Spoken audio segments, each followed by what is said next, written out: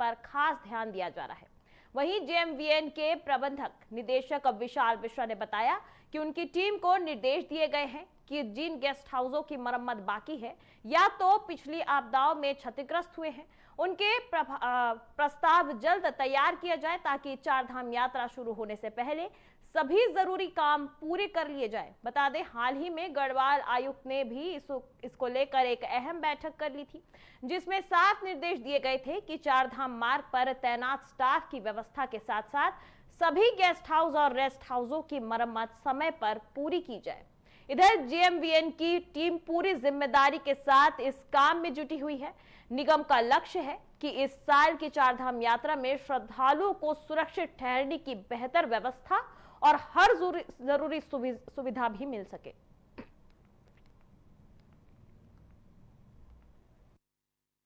गढ़वाल मंडल विकास निगम एक बहुत महत्वपूर्ण रोल अदा करता है चारधाम यात्रा में, और जो भी हमारे गेस्ट हाउसेज हैं उसमें लास्ट ईयर रिपेयर वर्क कराए गए थे। इस बार भी हमने अपने जीएम को और अपनी टीम को निर्देशित किया है कि जो गेस्ट हाउस रह गए थे या पिछली बार जो आपदा में अगर कहीं कोई नुकसान हुआ है और इमीडिएटली जो हमें ठीक करना है उसके प्रपोजल हमें दे दीजिए ताकि समय रहते हम लोग उसको ठीक कर लें। इस संदर्भ में माननीय आयुक्त महोदय द्वारा भी अभी हाल में बैठक ली गई थी और उस बैठक में आयुक्त महोदय द्वारा भी निर्देशित किया गया है कि हमें अपनी जो भी स्टाफ लगाना है चारधाम रूट पर और जो हमें अपने गेस्ट हाउसेज हैं, रेस्ट हाउसेज उनको ठीक कराना है उसको समय रहते करा लें। तो हमारी टीम जो है वो इस पर बहुत तत्परता।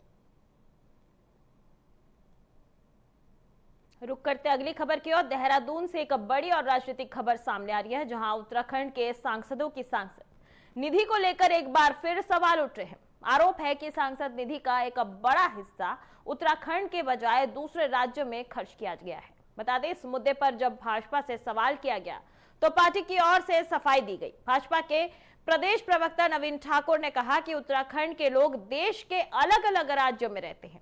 अगर वहां रहने वाले उत्तराखंडी लोगों के विकास कार्य पूरी नहीं हो पाते तो वे अपने सांसदों से मदद मांगते हैं। नवीन ठाकुर का कहना है कि सांसद इसलिए दूसरे राज्य में भी विकास कार्य कराते हैं क्योंकि पूरे देश एक है और विकास सबसे बड़ी प्राथमिकता है। हालांकि विपक्ष ने इस बयान को हास्यास्पद बताया है। उन्होंने सवाल उठाया है कि जब राज्य में ही कई काम अधूरे हैं तो बाहर निधि खर्च करना कितना सही है।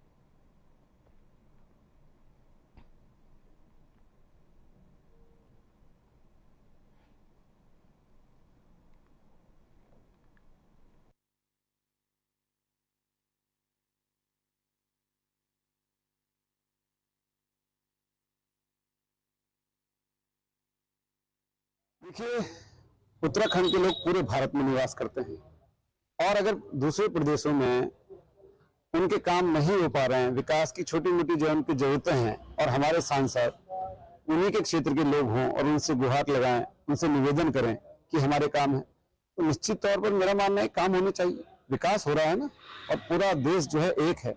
हम कभी भी कांग्रेस की तरह छोटी मानसिकता की राजनीति तो करते नहीं। अब जो आज हमारी एक बहू मुंबई में पार्षद बन गई, उत्तराखंड की एक बेटी, तो उस पर अगर छिटाकाशी करें तो क्या अच्छा लगेगा? कांग्रेस हमेशा जो है बांटने की राजनीति करती है, क्षेत्रवाद भाषावाद की राजनीति करती है। भारत उत्तराखंड में समान नागरिक संहिता यानी कि यूसीसी लागू होने के 1 साल पूरे हो रहे हैं। इस मौके पर 27 जनवरी को पूरे प्रदेश में यूसीसी दिवस मनाया जाएगा। राज्य की राजधानी देहरादून में इसको लेकर एक राज्य स्तरीय कार्यक्रम आयोजित किया जाएगा, जिसमें मुख्यमंत्री पुष्कर सिंह धामी खुद शामिल होंगे। बता दें, कार्यक्रम के दौरान यूसीसी के सफल क्रियान्वयन में उत्कृष्ट कार्य करने वाले लोगों को सम्मानित भी किया जाएगा। वहीं सरकार का कहना है कि यूसीसी का मकसद समानता, न्याय और सामाजिक समरसता को मजबूत करना है। साथ ही इसे एक ऐतिहासिक पहल बताते हुए जन जन तक इसके प्रति जागरूकता फैलाने का लक्ष्य रखा गया है।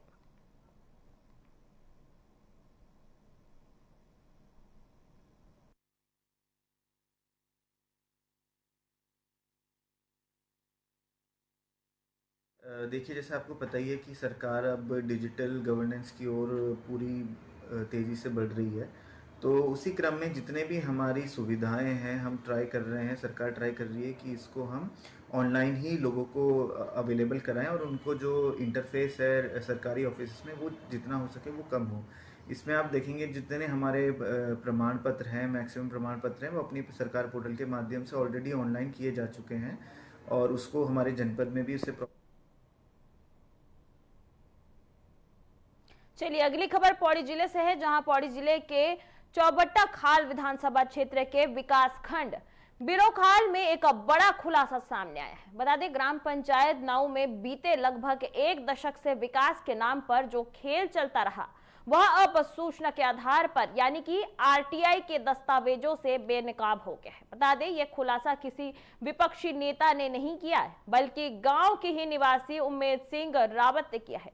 रिपोर्ट के मुताबिक ग्राम पंचायत की सत्ता 2014 से अब तक एक ही परिवार के हाथों में रही है। 2014-2019 बीना देवी प्रधान बनी, जिसके बाद 2019-25 में मंगल सिंह प्रधान बने और वर्तमान की बात करें तो पुनः बीना देवी प्रधान बनी है। वहीं आरटीआई के दस्तावेजों के चौंकाने वाली सच्चाई सामने आई है। कुल 17 लाख के बिल ग्राम तकुल सारी के एक कथित ठेकेदार के नाम पर बनाए गए हैं, लेकिन यहां ऐसी कोई फॉर्म अस्तित्व ही नहीं है। आरटीआई ने यह भी पता चला कि एक ही शौचालय के 2 बार भुगतान किए गए हैं। स्वच्छ भारत मिशन के तहत एक ही परिवार के शौचालय को 2 बार दिखाया गया है। वहीं गांव में 10 शौचालय ऐसे दिखाए गए हैं जो धरातल पर बने ही नहीं थे। वहीं मनरेगा इस परिवार के लिए लगभग एटीएम मशीन बनाए गए हैं। आज इसी मामले की जांच के लिए जांच अधिकारी गांव पहुंचे हैं। देखना यह है कि शिकायतकर्ता, आरोपी और जांच अधिकारी क्या कहते हैं। देखिए रिपोर्ट। क्षेत्रीय खाद्य अधिकारी दुगड्डा में खाद्य एवं प्रसाद विभाग से दी जाएगी। 2-3 दिन में इनको उच्च अधिकारियों को, जिला पूर्ति अधिकारियों को भेज दी जाएगी। मैं श्री बचन सिंह और श्री उमेद सिंह ग्राम नाव और थकुलसारी द्वारा एक शिकायती पत्र सीडीओ साहब को भेजा गया था और उसमें जांच हेतु जिला पूर्ति अधिकारी को लिखा गया था। जिला पूर्ति अधिकारी महोदय द्वारा मुझे नामित किया गया था। उसमें हमने घर घर में जाके और जो शिकायत करते थे उनके साथ जाकर के, प्रधान जी के साथ जाकर के शौचालय और जो भी अन्य उनकी शिकायतें थी, राशन कार्ड की, मनरेगा की, उसमें सब में जांच की है। इस प्रधान के जो 10 साल की कार्यकाल प्रकरण में शौचालय प्रकरण, कुछ प्रकरणों मेरी जांच को हर जगह दबाया जा रहा था। मैं इस जांच के सिलसिले में डीएम साहब के पास गया था, क्योंकि डीएम साहब की ड्यूटी भी सीडीओ साहब कर रहे थे और उन्होंने मेरे प्रकरण को देखा और उन्हें जांच के आदेश दिए, जो विकास खंड बिरुखाल के नोडल अधिकारी है। आज जांच टीम आई है। मैं जहां तक कुछ तो मैं एक बिलों के चक्कर में मुझे भाई ने सेटिस्फाई किया हुआ है, लेकिन बाकी जो जगह लगी हुई है मैं उनसे सेटिस्फाई नहीं हूँ। और ये जांच का प्रकरण है, अगर ये ऑडिट विभाग को दी जाती है, जो भी परिणाम आएंगे मैं सोच रहा हूँ कि निष्पक्ष जांच हो और परिणाम सकारात्मक हो। ये मामला कुल मिला के जो है ये उमेश सिंह जिनके द्वारा जो लगाया गया है, ये सिर्फ चुनावी स्टैंड था वहाँ पे, क्योंकि इनका जो पक्ष विपक्ष था उस टाइम चुनाव के कारण, उसके चक्कर में इन्होंने हमसे छोटी मोटी चीजें की और व्हाट्सएप पटेल पे चुनाव से पहले मेरे को धमकाया भी कि आप इस बार चुनाव में प्रतिभाग नहीं करोगे, उमेश सिंह के द्वारा।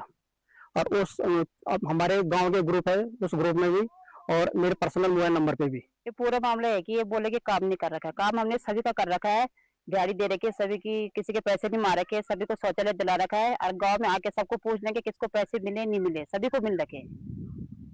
यही है कि ये प्रधान बन गए, बस इनका यही दिमाग पे, बाकी कुछ नहीं है। फर्जी बिल कुछ नहीं है, बोले कि फर्जी बिल ले रखे, ऐसा कुछ नहीं है। काम करवा रखा है, दिहाड़ी के पैसे दे रखे, किसी का पैसा नहीं मार रखा है, सभी शौचालय सभी को दिला रखे है, सभी के पैसे आ रखे। आप गाँव में आओ, खुद पूछ लो सकते।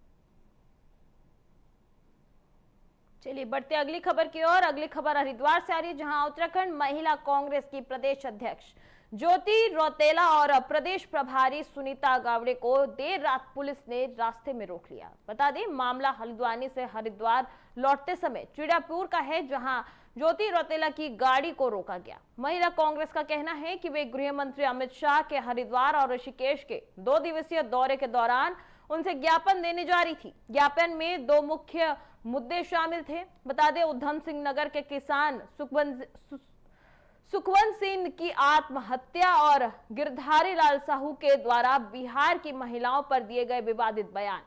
पुलिस ने देर रात गाड़ी रोक दी, जिससे उनका ज्ञापन गृह मंत्री तक पहुंचने का प्रयास प्रभावित हुआ।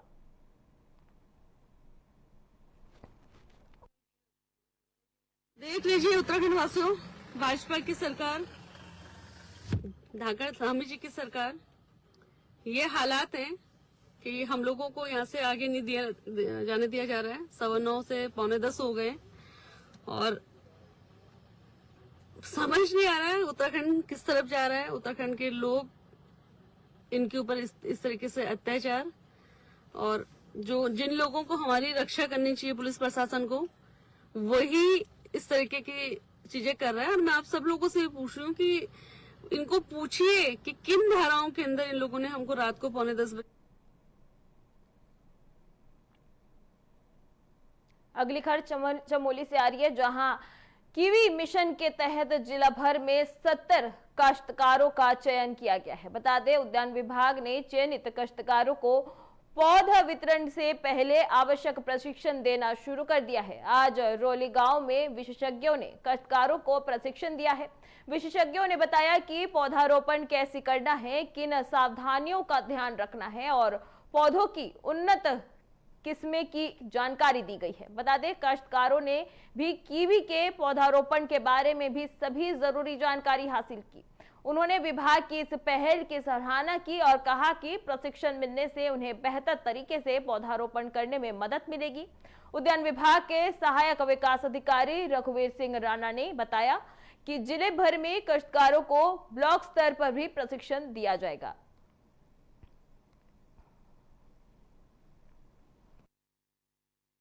प्लांटेशन से पहले किसानों को हम जैसे गड्ढे खुदान कैसे करना है, पौधा लगाना है, फिर उसको ट्रेनिंग प्रूनिंग कैसे करना है, वो हम किसानों को उस प्रकार से प्रशिक्षण दिया जा रहा है।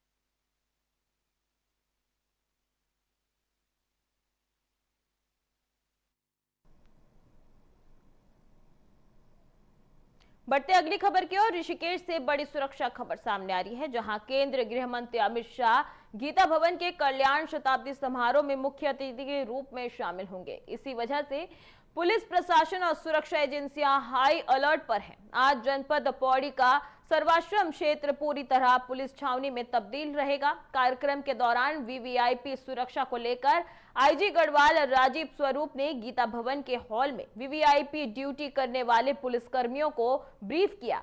उनके अनुसार किसी भी प्रकार की चूक बर्दाश्त नहीं की जाएगी। पुलिस को मोबाइल का प्रयोग नहीं करने और समय पर ड्यूटी पॉइंट संभालने की हिदायत भी दी गई है। वहीं आईजी ने बताया कि केंद्रीय गृह मंत्री अमित शाह 21 जनवरी को शाम 3 बजे जानकी पुल के निकट हेलीपैड पर MI-17 हेलीकॉप्टर से पहुंचेंगे, जिसके बाद कड़ी सुरक्षा के बीच कार्यक्रम स्थल पर आएंगे। बता दें, करीब 3 घंटे तक कार्यक्रम में शामिल होने के बाद सड़क मार्ग से हरिद्वार के शांति कुंज पहुंचेंगे। सुरक्षा के लिहाजे से दोपहर 12 बजे से पूरे क्षेत्र 0 जोन रहेगा। बता दें, जानकी झूला पर आवागमन पूर्ण रूप से प्रतिबंधित रहेगा।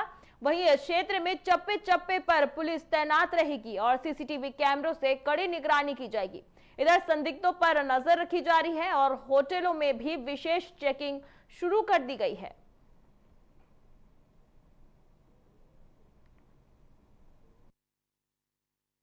वीवीआईपी विजिट है, उसके उपलक्ष्य में आज जो भी हमारा जो फोर्स जो जनपद पौड़ी और देहरादून में जो डिप्लॉयड है विशेषकर मार्गों पर, उनको ब्रीफ कर दिया गया है कि किस तरीके से अपनी ड्यूटी को वो अंजाम दें, सतर्कता से और पूरी निष्ठा से अपनी ड्यूटी को अंजाम दें। जो हमारे कार्यक्रम स्थल के पास जो भी महत्वपूर्ण प्लेस है, जैसे जानकी पुल, ये हमारा पूरा 0 जोन रहेगा। इसमें जो नॉर्मल पब्लिक है उसके लिए प्रतिबंधित रहेगा तब तक के लिए, जब तक हमारा प्रोग्राम समाप्त नहीं होता है। उसके बाद जानकी चौकी, जो हमारी पुलिस चौकी है, उसे लेके परमार्थ का जो रास्ता है वो भी आम जनमानस के लिए हम लोग बंद करके रखेंगे। और कुछ टाइम के लिए जो हमारे मार्ग हैं, इम्पोर्टेंट मार्ग जैसे बसुलोक बैराज और ये सब भी हम लोग क्लोज करेंगे। समय क्या रहेगा सर? समय जैसे भी जिस हिसाब से प्रोग्राम का समय आएगा उस हिसाब से। चलिए रुक करते अगली खबर की ओर, जहां प्रदेश के सामने आ रहे घोटालों को लेकर भाजपा ने कांग्रेस पर कड़ा हमला बोला है। भाजपा के प्रदेश प्रवक्ता मथुरा दत्त जोशी ने कहा कि वर्तमान सरकार में यदि किसी भी स्तर पर अनियमितता सामने आती है तो उस पर तत्काल कार्रवाई की जाती है। मथुरा दत्त जोशी ने कांग्रेस पर गंभीर आरोप लगाते हुए कहा कि उनका पूरा शासनकाल ही घोटालों और घपलों से भरा रहा। उन्होंने आरोप लगाया कि उस समय मुख्यमंत्री आवास से ही घोटाले संचालित हो रहे थे और विभिन्न तरीके से अवैध टैक्स वसूली की जा रही थी। भाजपा प्रवक्ता ने बताया कि केंद्र और राज्य दोनों स्तरों पर कांग्रेस ने कई बड़े घोटाले किए हैं और उन्हें दबाने की कोशिश भी की गई है। विशेष रूप से आबकारी विभाग का उल्लेख करते हुए उन्होंने कहा कि कांग्रेस शासन में यह विभाग पूरी तरह घोटालों का अड्डा बन चुका था। इसके विपरीत भाजपा सरकार में यदि किसी स्तर पर अनियमितता पाई जाती है तो बड़े बड़े अधिकारियों के खिलाफ भी सख्त कार्रवाई की जाती है।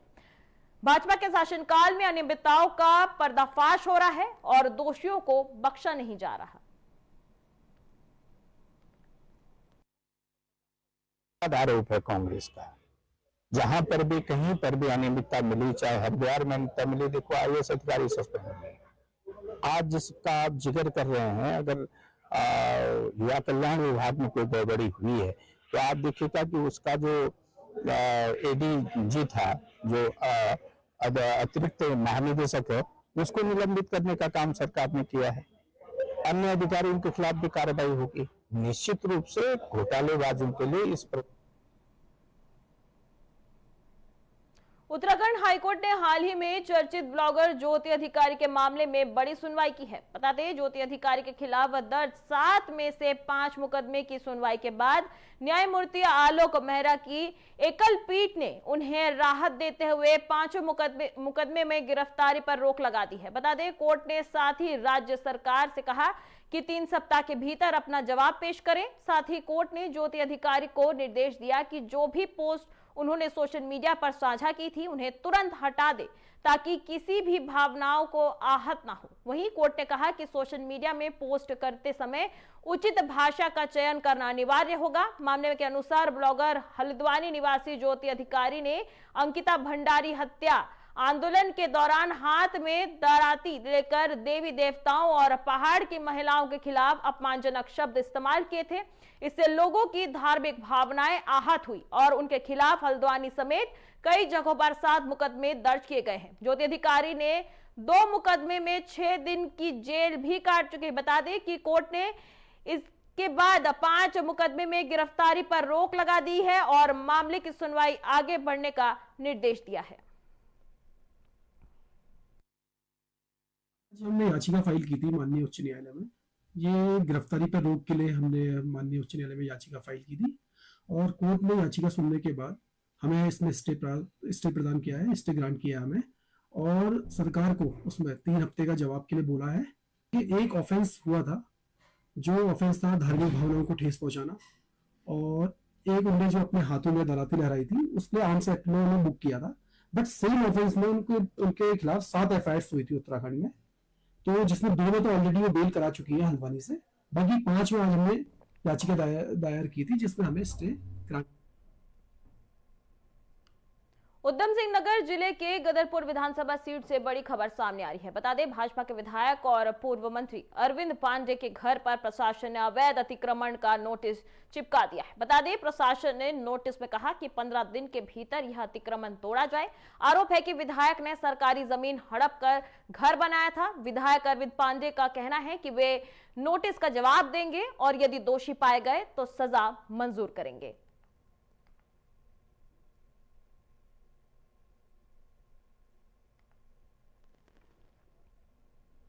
चलिए रुक करते अगली खबर की ओर, जहां भारतीय जनता पार्टी को 12वें राष्ट्रीय अध्यक्ष मिलने के अवसर पर प्रदेश भाजपा मुख्यालय में उत्सव का माहौल देखने को मिला।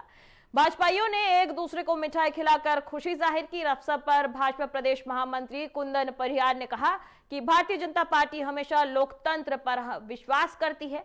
यही आधार बनाकर लोकतांत्रिक पार्टियों से नितिन नवीन को राष्ट्रीय अध्यक्ष बनाया गया है। प्रदेश महामंत्री ने नवनियुक्त राष्ट्रीय अध्यक्ष को शुभकामनाएं दी और कहा कि उनकी युवा सोच और नेतृत्व की वजह से उन राज्यों में भी जहां भाजपा सत्ता में नहीं है, पार्टी निश्चित ही अपना परचम लहराएगी।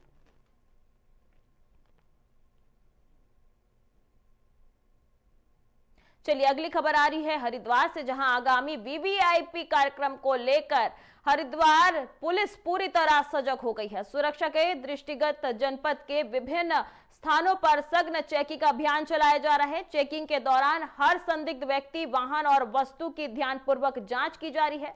सुरक्षा को और कड़ा करने के लिए होटलों में एंट्री रजिस्टर पर भी पड़ताल की जा रही है। पुलिस का कहना है कि यह कदम कार्यक्रम को सुरक्षित और व्यवस्थित तरीके से संपन्न कराने के लिए जरूरी है।